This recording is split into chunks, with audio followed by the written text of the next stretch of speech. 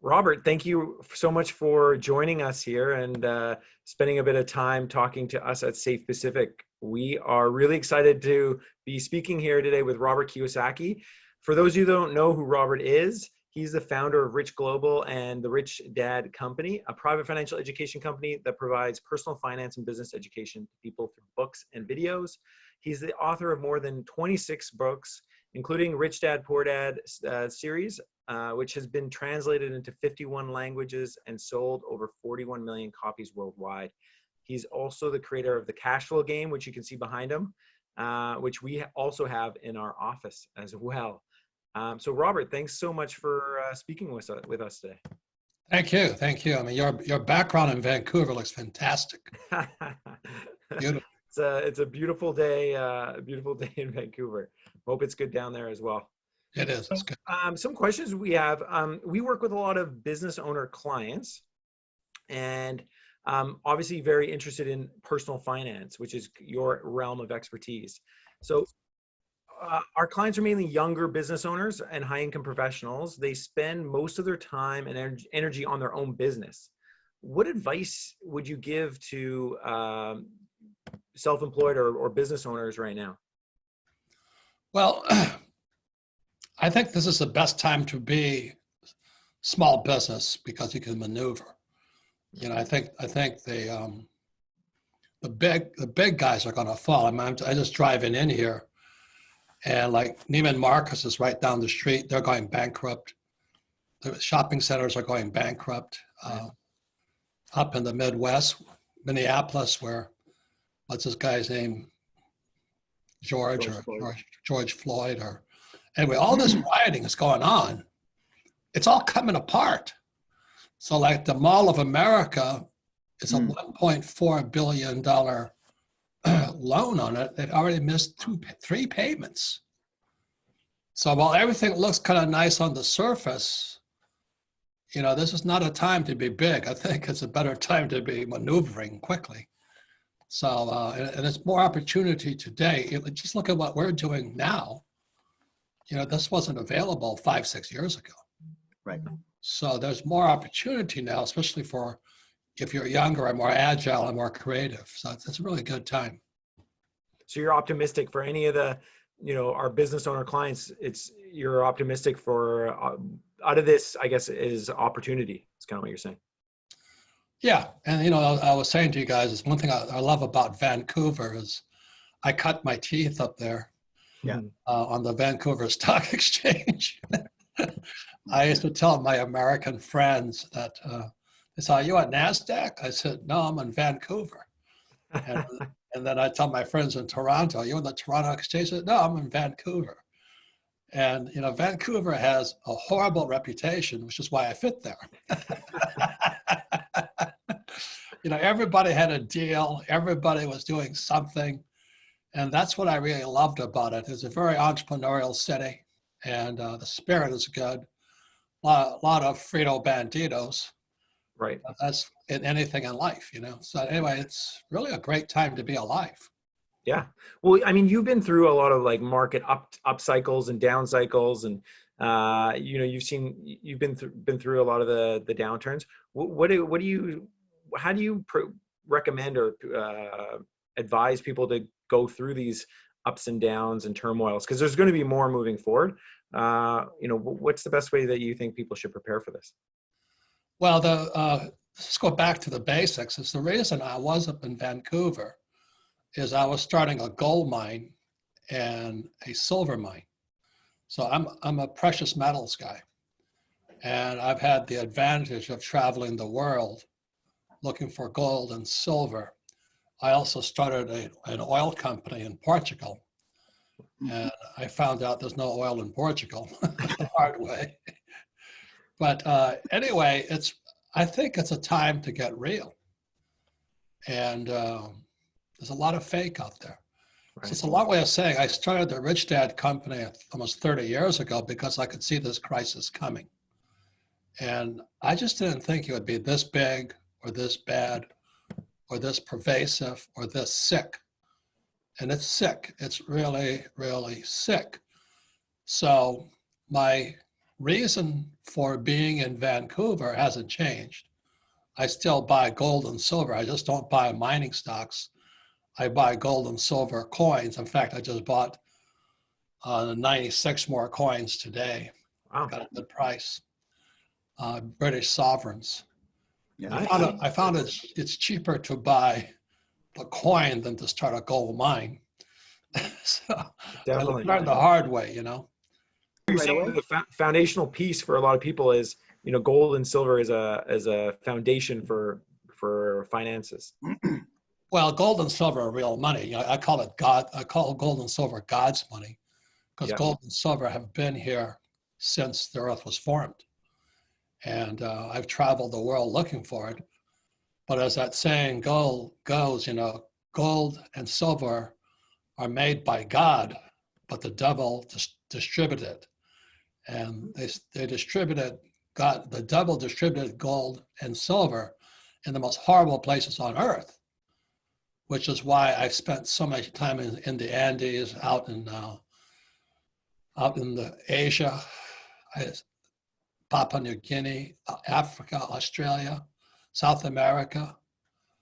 You know, it's just it's a horrible business. And so Well, anyway, it's cheaper just to buy it, I guess, is what you're saying. what's that? It's just cheaper and easier just to buy it instead of trying to dig it out of the ground. Yeah, and you know, I support the junior miners and all that stuff, but I feel for you. You know, it's a tough business. It's a really, really tough business, and it's getting tougher. Right. So that's why I buy more gold and silver, because it's going to get more valuable, more scarce. Right. Okay. So, And then you talk a lot about also tax. So a lot of your books, you speak about tax and the different ways that you can generate income. So can you speak about a bit more about like the importance of tax planning and paying less tax? well, tax as a whole, you know, the U.S. dollar became debt in 1971 when Nixon took the dollar off the gold standard. Yeah. But it goes further back than that. It was in 1913 when the Federal Reserve Bank was created. So in 1913, the Fed was created, but so was the Internal Revenue Service created. Mm. So debt and taxes go hand in hand. And so much of my financial education was how to maximize the amount of money I made and pay as little in tax as possible. And it's just been, you know, some people like to play ping pong, some people like to watch football. I just like making millions of dollars and paying nothing in taxes. And then I don't have, since I don't have to save money, because I learned to use debt, then I save gold and silver. And today I save Bitcoin. Right. You know, because it's your generation's money. And it's not because I'm particularly fond of Bitcoin.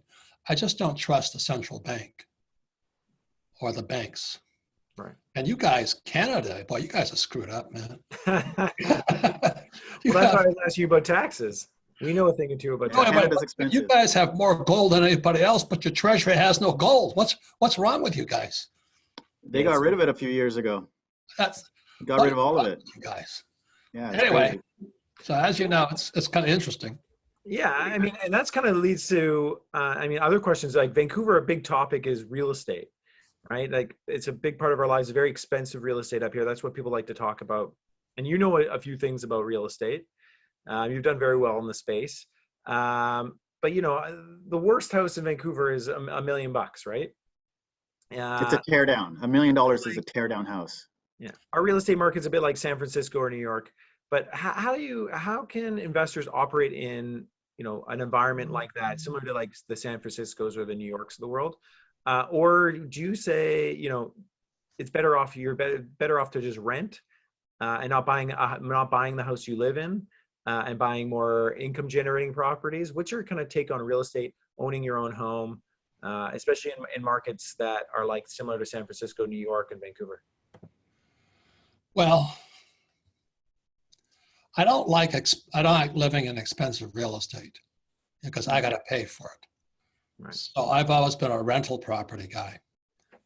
And when I had enough, when I was making plenty enough money, then I bought myself a big house. And I'm unfortunate I have a big house today.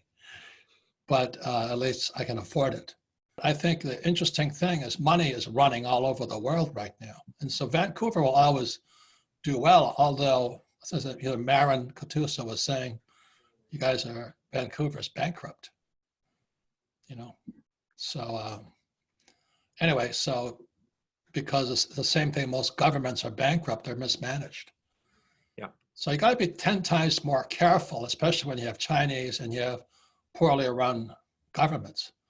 Like this guy Trudeau, I don't know where you guys dug him out of, but oh my God. Crazy. It's been Yeah. it's been a very interesting our economic Don't say anything. Don't. yeah, I know our the economic management of our country has changed drastically. We'll say that over the last few years, and our debt levels have increased drastically over the last or skyrocketed, you could say. Yeah, how can you guys have the richest country? You guys are as if not richer than America in natural resources. Yeah. But you're so mismanaged. Well, like you said, we have a lot of the world's gold, but not the government doesn't have it. So, I mean, it's you could say it's mismanaged for sure.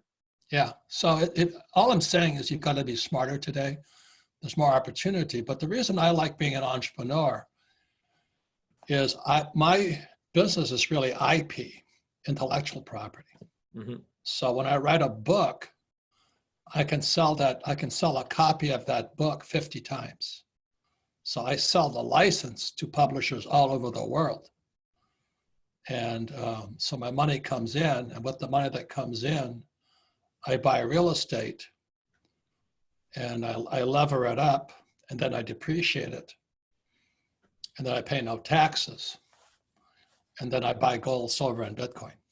So I've been operating on my formula for years now. And the good news is it's held up in spite of this, starting with the COVID crisis, which I think is fake, But I mean, I know the disease is real. Right. I think it's blown out of proportion. Right. So that's my concern anyway. And I think what they're going to do is if they don't like that we misbehave, they're going to shut us down again. Right. You know that, I know that. So it's a dangerous time. Shut the economy again. Yeah. Yeah. So I guess your formula sounds like actually a lot of our clients, right? Which is, you have your cash flow business that generates your income. And then the idea, I guess, with you is you're buying real estate and again, you're tying in, tax, not only because real estate's an investment that also generates cash flow, but it's also a tax play, like you touched on.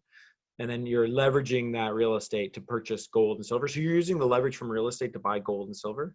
Yeah, I'm always going for what's called an infinite return, where I have no money in the deal at all. Right. So it's that's my book coming out next year. It's called The Infinite Return. I like that. It's kind of similar to, the concept that is very popular down in the States as well. And we've been following quite a bit, which is the idea of like infinite banking, which is the idea of using the same dollar multiple times. And I think people that are familiar with real estate understand that too, right? You want to use the same dollar, your initial capital, if you can, invest it multiple times. I guess that's the idea of the infinite return. I think that would be a great idea for a book. I think you should definitely write that. Sounds like it's happening. And that's why one of my best teachers came out of Vancouver. Okay. Yeah, I mean, he's an American guy, but he took me up to Vancouver and then across to TSE. And he's a cowboy, not really What's a cowboy. his name? Frank Crary. He's actually an Englishman, and he was quite a character. He taught me a lot about financing on your stock exchanges. So one of the reasons I don't own any stocks, bonds, mutual funds, or ETFs, is because I can beat them all day long anyway, using different techniques. What your last book that you wrote on, I believe it's called "Who Stole Your Pension" or "Who's Stealing Your Pension," and I think it's a great concept because we're seeing a lot of that, what you've been talking about in that book, in Canada here as well. I think the thefts of pensions is low interest rates. And we've been seeing interest rates falling and falling more and more and more. And essentially it's government theft of pension funds. Right. Can you speak to that a bit, or about low interest rates, what your thoughts are on the interest rates right now? And Well, it's the price of money, right? And I mean, QE, quantitative easing, actually started in 1930, the last depression. And then they manipulate the monetary system through interest rates, or ZIRP, zero interest rate policy. So they basically screwed the working class guy. So if you're working for, that's why lesson number one in Rich Dad Poor Dad is the rich don't work for money, because you get screwed when you work for money. They screw you up in one side, down the other. But the thing I was cracking up about, I shouldn't laugh about it, but you know how the media, which is bullshit, they show all these people looting Neiman Marcus, looting Apple, looting all this stuff, and I'm going, and these silly guys don't even know that the Wall Street's looting their pensions. Yeah. So Wall Street loots their pensions, and the book is called Who Stole My Pension, right here. And this is the real crisis that's coming up now. It talks about, it says, what is America's number one export? Number one export is toxic assets. right. So what Wall Street does is manufacture a toxic asset, and they sell it to pension plans all over the world. And that's what happened during the subprime crisis in 2008. Right. They loaded them up with CDS, collateralized debt CDOs, MBSs. They just ripped the crap out of these guys. And nobody says anything about it. You know, And nobody goes to jail. yeah, Wall Street's ripping everybody off, and nobody says anything. So anyway, that's why when I was watching them looting at the Apple store, I'm going, well, there goes, it's a good thing I don't have a pension because they're looting that too. And in America, the 401k, you guys have an RRSP. Yeah. And those are getting looted too by the assets that are sold to them. That's my opinion, you know. Right. So what do you, for the average working man, if they are in, you know, they have the pension, they have the RRSP, is your advice to, like you said, don't work for money, get out of the job, or what do you say to those guys?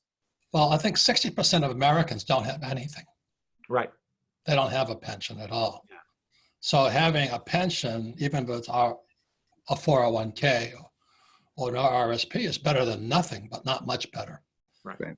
And then in 1974, you know, when a lot of things happened right around 71 was when Nixon took the dollar off the gold standard. And then 72, he opened the doors to China. And then 74, they took Americans, because they're exporting jobs, they took pensions, what's called the defined benefit pension plan, away from the worker. Yeah. And then they gave them you guys had an RRSP or a super and all that stuff. Yeah. And so they just screwed the worker. You know, they still screw them every single day. And all of these years, this 50 years I've been saying this, nobody seems to listen as long as they have a paycheck. Right. And you know, the reason I like gold is, you know, in 2000, gold was $300 an ounce. Jesus Christ. Crazy. Yeah. I couldn't believe it, you know, I just really couldn't believe it. And everybody's saying, oh, it's the end of gold. I'm saying, I don't think so. So I backed up the truck again. So even though I'm buying today, I'm a little bit more hesitant because, you know, we're pushing in US dollars today, it's around 1700 US. Yeah. That's high, but what I make my decision upon is I want to look at the debt to GDP ratio of the United States. Our GDP has gone down and our debt has gone up. So Is that an indicator for you that gold should be more valuable? Well, it means the Federal Reserve Bank is screwing everybody. That's all it means to me. Yeah, And so I don't trust them. I don't trust. They're all like my poor dads. You know, they're all PhDs. Right. They're incompetent SOBs. You know, I mean, I just really have no use for PhDs. Right. So they don't know what they're talking about. Right. So, I mean, it sounds like you're all about, protecting your own personal finances outside of, you're trying to tell people, don't rely on government. Don't, try to rely on your employer. Take control of your own financial future and your Well, own yeah. situation. Don't rely on the economic, the financial system. Because like you said, Wall Street is going to fleece you. The government is going to try to fleece you. Your pension is at risk. So I think my main message that I'm getting from you is you want to protect yourself and control your own financial future. Don't try to rely on all these larger entities. Well, that's my recommendation. The trouble is very few people can do it. Right. Why is it? Because they've been programmed since birth to work for money. Go to school, get a job, work hard for money, save money, and invest in the stock market. They're programmed to do that. And that's not a reprogramming. I guess that's the Rich Dad books and games is education and reprogramming. Yeah. But my whole family, they're all got their master's degrees and PhDs. They're all broke. Listen. Right. And they keep saying to me, so, yeah, but I have a higher, I have a master's degree, I have a PhD. I said, okay. That's like I could hire 10 of those. What's that? I could hire 10 of those. But that's all they got. Yeah. That's all they got. Yeah. You know what I mean? You almost can't change them. Yeah. Right. So that's, kick it back to the really low interest rates. Definitely they're looting savers or pensions or big fund or even insurance companies, anybody who buys bonds. Is there any advantage to, like, what should a business owner do with low interest rates? Like there's also a ton of opportunities that come with that if you're on the right side. Do you see that? Like maybe, loading up mortgages or that kind of stuff? Yeah, but you've got to be, like I said, you've got to be twice as smart today, because this is not 2000, this is 2020. Yeah. And the amount of debt, I think was in 2008 was only 850 billion. And today US has pushed, they printed, I think, 8 trillion. Yeah. They did $1 trillion in the last couple months. Yeah. Yeah. They're going to drop another $1 trillion. Yes, the debt's going up, GDP is going down. When I say that to the average person, I'm supposed to be speaking Chinese to them. Mm. They don't know what I'm talking about. I mean, yeah, Canada has done over 100 billion in COVID recovery money since March, and What does that mean? Well, they've handed out money, right? Which I think is, here they did it on like they're giving people $2,000 a month if you're unemployed because of COVID, and they've just extended that. So it's supposed to end, I think, next month, and then they've just bumped it for another couple months. So that, that's going to have to get paid for sometime. I think there a good comparison of GDP going down and debt going up is it's like an individual's mortgage is increasing, but their salary is going down. Well, eventually they're not going to be able to pay for their mortgage anymore. They're going to have to default, right? Yeah, and so they give them these paychecks. In America they call it PPP. Right. And I took it. They give me out free money. I just took it. But I converted it to either real estate, gold, silver, or Bitcoin. I really don't like cash. Right. So it's just a different educational background. Yeah. It's very, very different. So for, let's say if you were starting out today, young, you're 19, 20 years old, I'm imagining you're not telling yourself, your young 20-year-old self, to go to university and go become a PhD. What should a 19 or 20-year-old kid do like today? Say they're graduating this year. Well, it depends on how you want to serve humanity. We need more doctors, obviously. Right. We don't need any more attorneys. Don't go to law school. We got too many of those.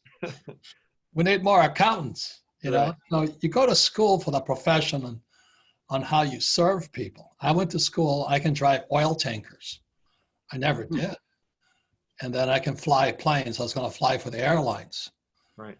And You were a helicopter gunner, right? yeah, no, I was a pilot. Yeah, I was an officer. There's a very big difference. We did everything. Okay. So it's my poor dad was very, very happy because United Airlines was hiring when I came out of Vietnam. And he says, "Oh my God, you could make $400,000 a year." I'm going, to him, that was a lot of money. To me, it was chump change. But I would be better off as an entrepreneur. But there was a price I had to pay for it. And that's the thing that most people aren't willing to pay, is that price. Right. Because there's probably 5 to 10 years where you don't make any money. Right. And the average guy doesn't want to do that for those 5 to 10 years. Well, we've done it. Yeah. I've done it a couple times. It builds character, huh? Exactly. It's Yeah. the learn. That's the degree, I guess. Yeah. You learn what costs 99 cents in the supermarket. That's for sure. But, that's how we learn. Yeah. It's not an easy. I just don't understand what's going on. Like I said, I saw this coming back in the 80s, but I didn't think it'd be this bad. Do you think it's just being kicked down the road, and the amplification is just greater and greater? It's like what you've been saying is just being magnified. One of the things I wanted to talk about, so like when we do financial plans for people, a big part of what we ask them is who is on their team, right? So do you have a good mortgage broker? Do you have a good lawyer? Do you have a good accountant? So if you were going to put together like a financial team where you're like, okay, I'm Robert, but I also need, maybe you're the centerman, and maybe you need a left wing and a right wing and a defense. Who do you put on your team? Like, what are the most important other people to know and to have on your team when you go out there into the entrepreneurial battle? Well, the most important person is a bookkeeper. Okay. And, when I meet small business people and I say, "Who's your bookkeeper?" I say, "Oh, my wife's my bookkeeper, or my husband's my bookkeeper." I walk away from the deal because they don't understand that the accuracy of numbers is everything. And when they hire a family member, and money is an emotional subject, and they'll probably lie about the numbers anyway. So if I have to explain to them what a bookkeeper does, we're not even on the same page. Right. So that's where it starts. So bookkeeper is number one. Yeah, a good one. Yeah. You got to have those accurate records. Because and the reason is because I was really stupid in school. Thought my middle name was stupid. I'm not good at anything. But I was trained by my rich dad. And he says, you want a good team. So you have to have you start with a bookkeeper, a accountant, CPA, an attorney, and a banker. So those you do want the banker. Those are the core team right there. Right. And the average person doesn't have that because they're trying to do it on their own. And as long as their value system is, I'm going to save a few bucks and I'm going to do it on my own, I'm not there to convince them. Right. I'm not there to educate them. So I've had, you've met Christina, and she's handled, our family. She runs our family office, and she has to filter out a lot of these characters. Oh my God. They try and get through her, and then there's some real characters out there. Professionals, we'll call them. Yeah. I'm glad we made it through the filter. Yeah. So with like if one of our business owners has like this good financial power team put together right now, where do you see them? So we're in 2020. So in the next couple of years, where do you see like a great opportunities, right? Like obviously there's a lot of crazy stuff happening in the world right now, but this kind of turmoil, or, when there's blood in the streets, buy kind of stuff, what's a good direction to go in right now? Well, it's actually infinite. I keep showing this to people here. This is my cell phone. Yeah. This came out, I think, in 2009 or 7 or whenever it came out. It's the most powerful tool ever invented by an entrepreneur. You know, this is I can't believe I had this when I was younger. Holy mac. I mean, you realize with this, you can do business all over the world now. Right. And I'm so old. I take a flight from Hawaii. My pockets be full of quarters. I land in San Francisco, then the United Airlines landed in Denver, and in Denver, I'm pumping in quarters, trying to make an appointment to see somebody in New York, and all that stuff. And Right. you get there, they say, "I'm sorry, we can't see you." So it'll cost you all this trip to New York, and plus you got a hotel room and all this. Now you just go. It's so easy to get rich now. Mm-hmm. But if it's not inside your brain, this is not worth anything. You know, there's a movie with Jack Nicholson. Right. Man, you can't handle the truth. That's one of your videos on YouTube. You can't handle your truth. Yeah. You can't handle the truth. Yeah. And a lot of people can't. They can't look in the mirror and say, you know, the reason I'm fucked up is because the person in the mirror is fucked up. And when you say that, they want to blame. Yeah, I mean that's my biggest takeaway from this call is I think it's a constant theme. Like you say it in so many different ways that it's taking self-responsibility. And I think it's the person in the mirror. Like the opportunities are there. Like you said, the cell phone is there. You can do an infinite amount of business in your with the phone in your pocket. So it's really it's the knowledge in your head and Yeah, you take charge and responsibility. and it magnifies through there. Yeah. And your So values.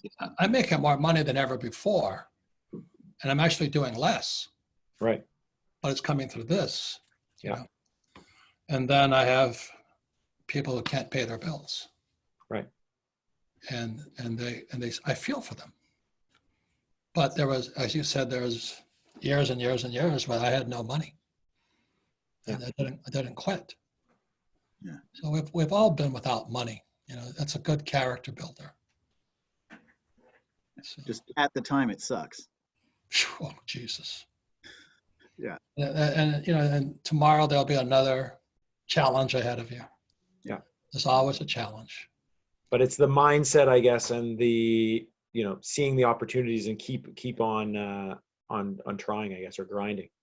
That's the message I'm getting. Well, thanks so much for taking the time and chatting with us. It's really great to pick your brain and kind of see where your mindset is at, because you've spent so much time, you know, educating people on finances, and you've done so successful. You've been so successful yourself. It's great to learn from successful individuals. So thanks so much for taking the time and chatting with us. No, thanks for keep going, you guys. This is the best time. This is not a time to quit. You know, you get through this one, you'll be through a lot. Right. Just keep going. Just keep going. Awesome. Cool. Thanks so much, Robert. Thank you. Thanks. Great to meet you. Nice meeting you. Thank you.